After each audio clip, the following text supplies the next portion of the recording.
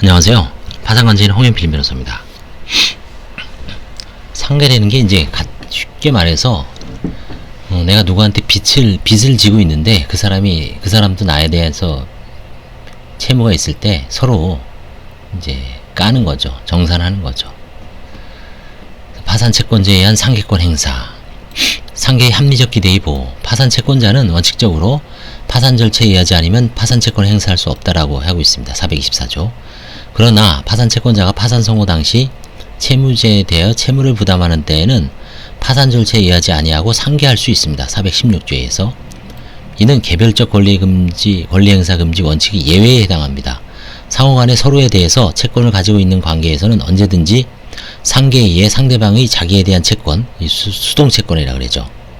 자기의 상대방에 대한 채권, 자동채권의 만족에 충당할 수 있다는 기대를 갖고서 거래를 계속하는 것이 일반적이므로 거래 일방이 파산한 경우 상계가 허용되지 않는다면 파산채권자는 자기의 채무를 파산자단에 완전히 완제해야 한데 비해 파산채권, 자동채권에 대해서는 파산 절차에서 얼마 되지 않는 배당을 받게 될 뿐이어서 현재의 불공평한 결과가 생기죠. 그래서 채무자회생법 416조는 파산채권자가 파산 선고 시에 채무자에 대해서 채무를 부담하고 있는 경우에 채권담보, 일종의 물적 담보로서의 기능을 하는 상계를 허용을 함으로써 파산채권자의 담보에 대한 기대를 보호하고 있습니다.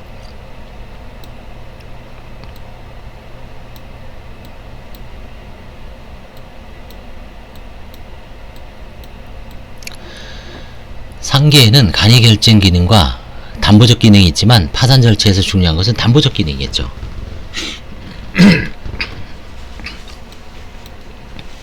간이결정 기능은 서로 주고받는 거를 정산한 다음에 남은 금액을 내가 주든 상대방이 주든 그걸 딱 정하는 거죠.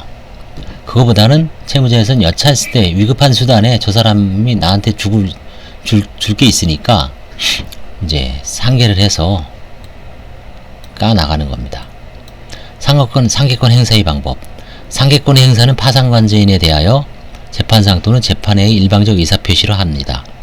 행사의 시기에 제한이 없고 파산 절차가 종료할 때까지 언제든지 행사할 수 있습니다. 실무에서 통상 이제 은행 같은 데서 이제 상계 많이 합니다. 예금에 대해서. 그런 경우에 이제 채무자 앞으로 내용 증명이 오는데 옛날에 우편물은 이제 관제인한테 왔는데 요즘 이제 촉탁을 안 하기 때문에 관제인한테 직접 하는 경우는 드문 것 같아요. 요즘은. 또한 파산채권자가 가지는 자동채권은 채권 신고 및 채권 조사 확정 절차를 거칠 필요는 없습니다. 따라서 파산관제인이 상계의 효력을 다투는 경우에는 수동채권의 이행을 구하여 파산채권자에게 이행소송을 제기하고 돈 달라. 상대방인 파산채권자가 그 소송 중에서 상계의 항변의 효력을 다투게 되죠.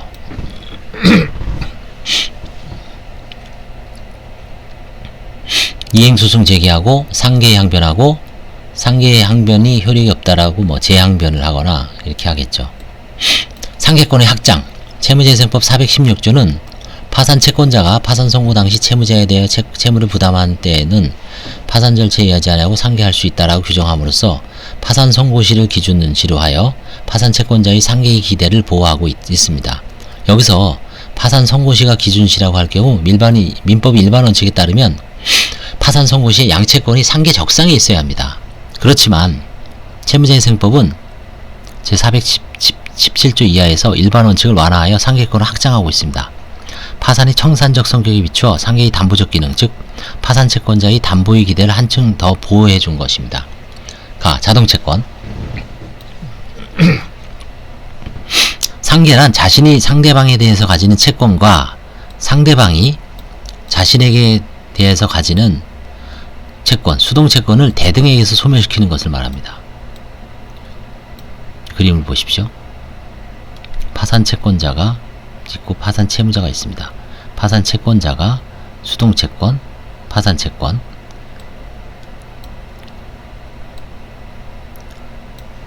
상계 적상을 판단함에 있어서 민법 일반 원칙은 자동채권과 수동채권의 목적이 동종인 것이어야 하고 양채권이 변제기가 되어야 됩니다. 민법 492조에 의하면 통상 서로의 채권이 같은 금전채권이고 쌍방의 채권이 변제기가 도래한 경우에 상계할 수 있습니다. 일방이 채권이 물건이 인도를 구하는 채권이라든지 변제기가 도래하지 않은 경우에 상계할 수 없습니다. 그러나 파산 절차 중에는 채무에 대한 채권이 금전 채권이 아닌 채권도 금전 채권과 똑같이 지급되고 금전화 현재화되죠. 변제기가 도래하지 않은 채권에도 변제기가 도래한 것으로 취급됩니다. 상계의 국면에서도 파산자가 가진 채권이 기한부 채권이거나 해제조건부 채권의 경우뿐만 아니라 비금전 채권, 금액 불확정의 금전 채권, 외국의 통화로 정해진 금전 채권이나 금액 또는 존속기간이 불안정한 정기금 채권인 경우에도 파산 채권자는 이를 자동 채권으로 하여 상계할 수 있습니다.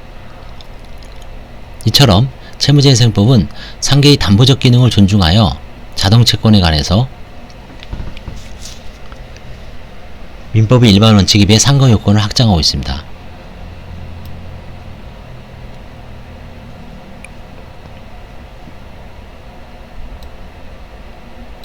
자동채권의 종류에 따른 채무재생법의 규율은 아래와 같습니다. 기한부 채권, 파산채권자의 채권이 파산 선고 시에 기한부인 때에도 상계할 수 있습니다. 확장했죠.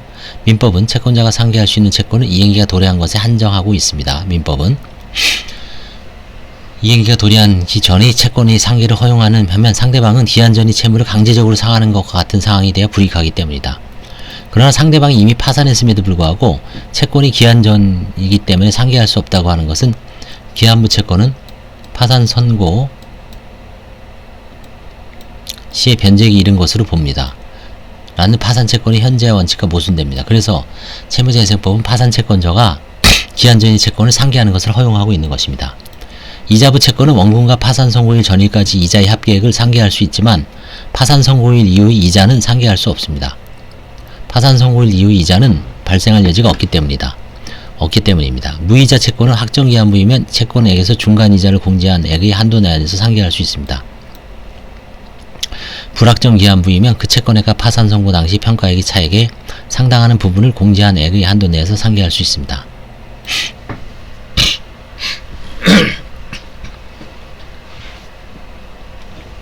정기금 채권, 자동채권이 정기금 채권인 경우 채권액 및 존속기간이 확정되어 있는 것은 중간이자를 공제한 액의 한도 내에서 채권액 및 존속기간은 불안정인 것은 파산 선고 시 평가액의 한도 내에서 상계할 수 있습니다. 해제조건부 채권, 파산채권이 파산 선고 시 해제조건인 경우에는 채권이 이미 발생하고 있으므로 그 전액을 자동채권으로 상계할 수 있습니다. 그러나 해제조건부 채권을 가진 자가 상계를 하는 때에는 그 상계에 관하여 담보를 제공하거나 임치를 하여야 합니다. 419조. 후일 해제조건이 성취되면 그 채권은 소멸되어 상계액을 파산재단에 반납하지 않으면 안되는데 그 경우에 파산채권자가 무자력인 때에는 파산재단은 손해를 입기 때문에 이를 피하기 위하여 파산채권자로 하여금 상계에 관하여 담보를 제공하거나 임치를 하도록 한 것입니다. 예를 들어 파산채권자가 채무자에 대한 해제조건부 채권을 자동채권을 하여 상계를 하고 100만원의 채무를 소멸시키는 경우에 파산재단에 대해서 100만원을 담보로 제공하거나 임치를 해야 됩니다. 즉 본조는 파산 절차 중에 조건이 성취되는 경우를 대비하여 상계권 행사 방법에 제한을 가한 것입니다. 담보 또는 임치액은 상계액을 기준으로 정하고 채무배당의 제외기간 내에 해제조건이 성취되지 않으면 해제조건부 채권자가 제공한 담보나 임치한 금액은 그 채권자에게 반환됩니다.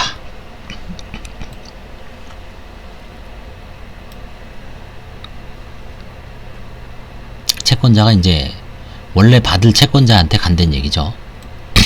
정지조건부 채권, 장래의 청구권.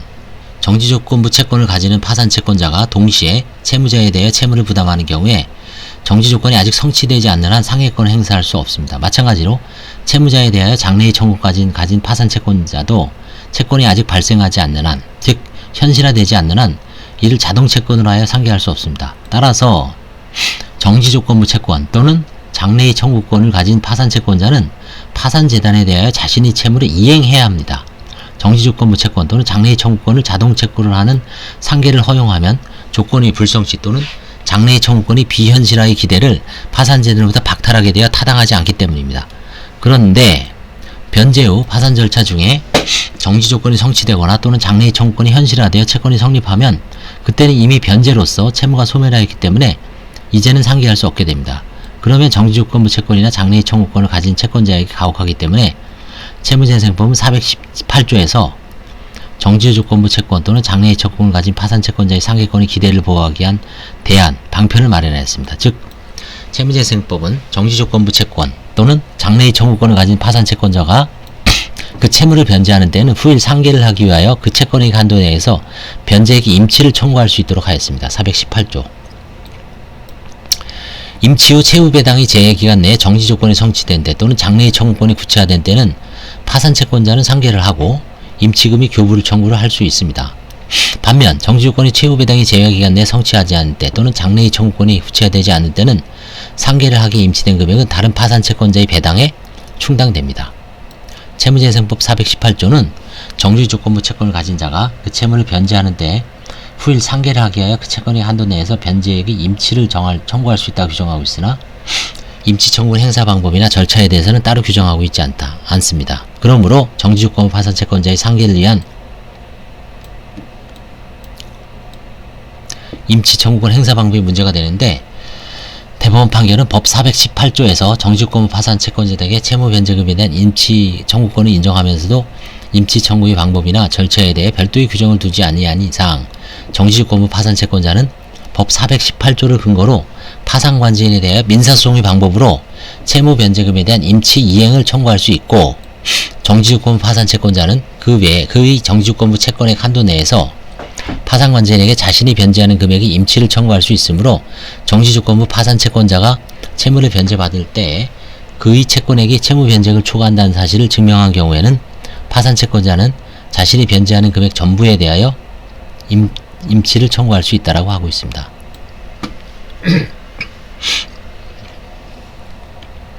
수동채권인 파산재단에 속하는 채권, 파산채권자의 반대 채무죠. 파산 선고 효과로서 금지화되는 것이 아니기 때문에 민법의 원칙대로 이행기가 도래하고 또한 금전 채권이거나 금전화 전의 자동 채권과 동종 목적의 채권일 필요가 있습니다. 그렇지만 파산 채권자는 자신이 부담하는 채무가 수동 채권이 기한부나 조건부인 때 또는 장래의 청구권에 관한 것일 때는 스스로 기한이익 또는 조건 성부의 기회를 포기하고 상계할 수 있습니다. 417조 후문입니다. 일반론으로서 채무자가 기한이익이나 조건 성부의 기회를 포기할 수 있기 때문에 채무재생법이 이러한 일반 원칙을 확인한 것이라고 할 수 있습니다. 기한부 채권 수동채권이 기한부인 경우 파산채권자는 기한이익을 포기하고 상계권을 행사할 수 있습니다. 기한부 채권이 무이자의 경우 파산 선고 후 변제기 이를 때까지 이자를 공제할 수는 없고 액면금으로 상계합니다. 420조는 적용되지 않습니다. 이자부인 경우는 원금 및 이에 대한 파산 선고일 전일까지 이자는 선고 당시에 상계적성이 있게 되고 원금은 그 당시 소멸되기 때문에 파산 선고일 이자는 상계 대상이 되지 않습니다. 정지조건부 채권, 장래의 청구권 파산채권자는 채무자회생법 417조 후단에 의해 수동채권이 정지조건부 채권인 경우에는 조건 불성취 기회를 포기하고 수동채권이 장래의 청구권인 경우에는 이행임의 현실화를 승인하고 상계권을 행사할 수 있습니다.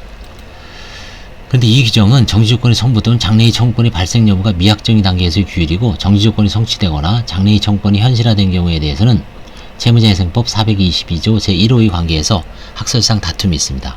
파산 선고 후의 정지조건의 성취는 파산 선고 후의 파산재단에 대하여 채무를 부담한 때에 해당하여 채무재생법 422조 제1호에 의한 상계가 허용되지 않는다는 소설도 있지만 다수설에 따르면 파산채권자는 채무자에 대한 채무가 파산 선고 시에 정지조건분인 경우에는 특단의 사정이 없는 한 정지조건 불성취 이익을 포기한 때뿐만 아니라 파산 선고 후에 정지조건이 성취된 경우에는 그 채무를 파산채권과 상계할 수 있다고 해석하고 있습니다.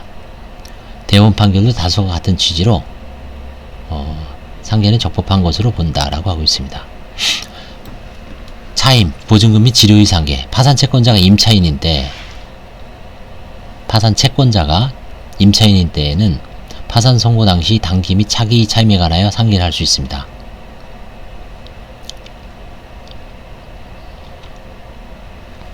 임대인이 파산한 경우죠. 근데 파산채권자가 임차인인 때 파산 선고 시의 당기 및 차기 차임에 관하여 상계를 할 수 있습니다. 보증금이 있는 경우 그 후의 차임에 관하여 또한 같습니다. 이건 이제 까나가는 거죠. 보증금이 있을 테니까. 이 규정은 지료에 관하여 준용합니다. 당연하겠죠. 임대인이 파산 선고를 받은 경우에 차임을 지불해야 할 지위에 있는 임차인이 동시에 파산 채권자인 때에는 임대차는 계속적 계약에 있는 사람의 심리상 채권자는 차임과 상계할 수 있는 기대를 갖는 것이 보통이죠. 임대인이 망하면 이제 안 내잖아요. 그쵸? 그 기대를 보호하기에 상계를 어느 정도 인정할 필요가 있습니다. 그래서 단기하고 차기, 그 다음에 보증금이 있는 경우 그 이후에 전부 할 수 있습니다. 그렇지만 무기한으로 상계를 허용하면 장기간 밀린 차임이나 먼 장래의 차임까지도 상계 이하에 소멸시켜버리게 되고 임대인이 파산재단에 흡수되어야 할 재원을 현저히 감소시키겠죠. 다른 채권자를 해야 하기 때문에 어느 정도 제한할 필요가 있다. 그래서 본조는 임차인으로 하여금 임대인에 대한 파산 선고 시 단기, 파산 선고하는 날, 단기 및 차기 차임에 관해서만 상계를 할 수 있도록 제한을 하고 있습니다. 그런데 보증금이 있는 경우에는 상계를 이와 같이 제한한 것은 불합리하기 때문에 차기 이후 차임에 대해서 상계할 수 있도록 하였습니다. 그 다음에 상계권의 제한. 채무자회생법이 일정한 경우에 상계를 금지하고 있습니다. 상계 금지의 취지는 채권자 간의 공평성 확보에 있습니다. 파산 선고 시에 파산 채권자가 채무를 부담하더라도 상계 금지에 해당하는 행위에 생긴 것이라면 채권자의 공평을 해야 하기 때문에 상계를 금지한 것입니다. 예컨대 이미 채무자가 지급불능, 지급정지 또는 파산 신청 후에 있다고 가정해 봅시다. 채무자가 위기시에 있다는 것을 아는 채권자가 채무자의 재산을 구입하여 그 대금 채무를 부담한 뒤 파산 채권과 대금 채권을 상계하는 것을 허용한다면 채권자 간의 공평을 해야 하게 됩니다. 그래서 채무자회생법은 파산 선고 후 또는 위기 시에 파산 채권자가 채무를 부담하여 이를 수동 채권으로 하여 상계하거나 또는 채무자가 파산 채권을 취득하여 이를 자동 채권으로 하여 상계하는 것을 허용하지 않습니다. 채무자회생법 422조는 이러한 취지에서 파산 채권자의 상계권을 제한하고 있습니다. 이 규정은 강행 규정입니다. 그러므로 파산 관직인과 파산 채권자 사이에 이에 반하는 취지 합의가 있다라도 무효입니다. 상계 금지 규정은 파산 채권자가 채무를 부담하여 상계하는 채무자회생법 422조 제1호 2호와 채무자에 대해서 채무를 부담한 자가 파산 채권을 취득하여 상계하는 같은 조 3, 4호로 나뉘게 됩니다. 그래서 오늘 일단 상계의 의미, 상계권이란 어떤 것인가, 채무자회생법, 자동채권, 상계로 소멸할 채권을 자동채권이라고 하고 그 반대 채권을 수동채권이라고 합니다. 그래서 자동채권, 수동채권, 채권자, 채무자, 그 다음에 상계권이 확장, 기한부, 정지조건부, 민법에는 양채무가 동시에 이행기가 도달해야 되는데 채무자회생법상은 이제 한 채무만 이 수동채권이 이행기가 도달하면 상관없던 얘기죠. 그래서 각 그 자동채권, 수동채권별로 기한부, 정지조건부 이게 좀 어려운데 결국은 상계권이 확장된다는 거. 그 다음에 상계권 행사 방법은 우리가 상계권 행사를 가장 많이 하는 은행을 생각을 해보면 은행과 보험회사가 가장 많이 하죠. 은행과 보험회사. 보험회사는 이제 약관대출, 약관 해약 환급금 갖고 신용대출에 대해서 늘 상계를 하고요. 그 다음에 은행은 채무자 예금이죠. 예금. 청약예금이라든가 아니면 예적금 상계를 많이 합니다. 그래서 오늘은 일단 상계의 일반적인 상황에 대해서 한번 살펴봤고요. 다음에 이제 상계의